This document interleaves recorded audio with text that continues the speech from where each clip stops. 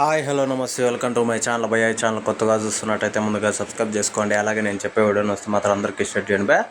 అయితే రోజు మన టాపిక్ వచ్చేసి మన యాష్ సింగల్ శ్రీ విష్ణు గారు యూఎస్ రివ్యూ అయితే చెప్పబోతున్నాను భయ్య. నిజానికి సినిమా అయితే చాలా అద్భుతంగా ఉంది అని చెప్పొచ్చు. అలాగే కామెడీ లెవెల్స్ అయితే వీర లెవెల్లో ఉన్నాయని చెప్పొచ్చు భయ్య. అదే కామెడీ మైనస్ అని కూడా చెప్పొచ్చు భయ్య. ఎందుకంటే ఆల్రెడీ ఇలాంటి కామెడీతో మనం చాలా సినిమాలు చూసాము అని చెప్పేసి కూడా మనకు కొన్ని అంటే ఫ్లాష్ అవుతాయి అన్నమాట.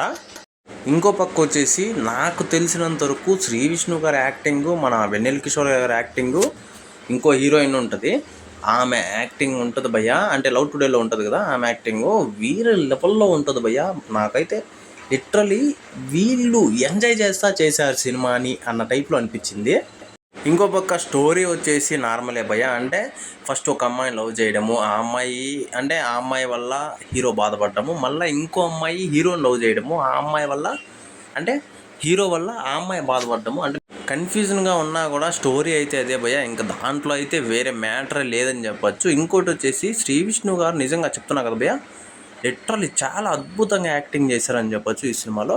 అయితే కామెడీ కూడా చాలా చోట్ల వర్కౌట్ అవుతుంది భయ్య. కాకపోతే కొన్ని చోట్ల వర్కౌట్ కాదు. అది ఇంటర్వల్ బ్యాక్డ్రాప్ అప్పుడు అసలు క్లైమాక్స్లో కూడా కామెడీ ఉంటుంది. ఆ కామెడీ కొంచెం తగ్గించింటే బాగుంది అనిపించింది అలాంటి చోట. మిగతా ఓవరాల్గా సినిమా అయితే చాలా బాగుంది భయ్య. ఇంకోటి వచ్చేసి ఈ సినిమాకి పర్టికులర్గా నాకు తెలిసినంత వరకు బ్యాక్గ్రౌండ్ మ్యూజిక్ అయితే చంపేశారని చెప్పొచ్చు భయ్య. కరెక్ట్ లెవెల్లో కొట్టారని చెప్పొచ్చు. చెప్పాలంటే పాటల్లో కూడా కామెడీ ఉంటుంది భయ్య. అదే శ్రీ విష్ణు గారి ఇది అని చెప్పొచ్చు. మామూలుగా మనం శ్రీ విష్ణు గారి సినిమాలు చూస్తే భారీ కామెడీ ఉంటుంది, అలాగే భారీ స్టోరీ కూడా ఉంటుంది భయ్య. అసలు చాలా అద్భుతంగా ఆయన స్టోరీలు అయితే ఉంటాయి. కాకపోతే ఈ స్టోరీ అంత అయితే నాకు అనిపించలేదు భయ్య. కాకపోతే తీసిన విధానం మాత్రం నచ్చిందని చెప్పొచ్చు. ఇంకో పక్క బ్యాక్గ్రౌండ్ మ్యూజిక్ అని చెప్పా కదా, అదైతే చాలా అద్భుతంగా వాడారు భయ్య. సినిమాకైతే ఎలా కొట్టాలో అలా అయితే కొట్టారు. వీళ్ళ తర్వాత ఫస్ట్లో చెప్పినట్లుగా వెన్నెల కిషోర్ గారి క్యారెక్టర్ ఉంటుంది భయ్య. అసలు సినిమాకి సెకండ్ హీరో అన్న టైప్లో అనిపిస్తుంది.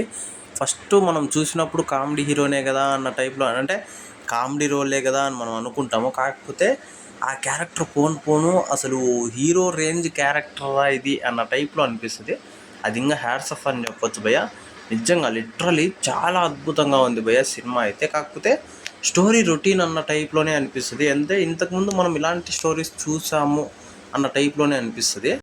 కాకపోతే వీళ్ళు అంటే అందులో పనిచేసిన టీం మొత్తం వాళ్ళని ఒప్పుకోవచ్చు. అసలు ప్రతి ఒక్క యాక్టరు ప్రాణం పెట్టి చేశారు సినిమాకి అని చెప్పొచ్చు. అందుకే మనకు ఆ స్టోరీని పక్కన పెట్టిన వాళ్ళ పర్ఫార్మెన్స్తో సినిమాని అయితే తీసుకెళ్ళిపోతారు భయ్య. అది నాకు బాగా నచ్చింది.